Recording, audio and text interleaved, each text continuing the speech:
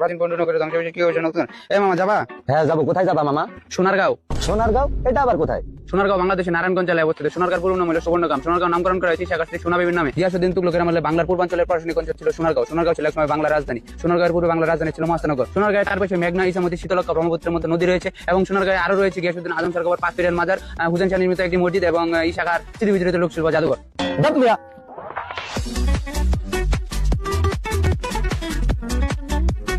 এই মামা বাদ দিও।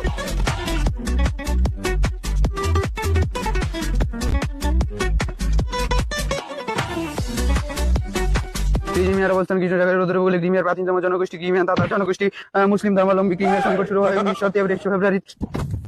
তাতার জনগোষ্ঠী মুসলিম ধর্মাবলম্বী। ক্রিমিয়ার সংকট শুরু হয় 23 ফেব্রুয়ারি 2014 সালে।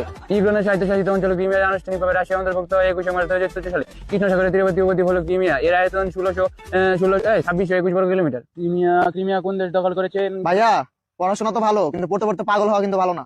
আমি পাগল না, আপনি পাগল। আমি একজন অ্যাডমিশন ক্যান্ডিডেট।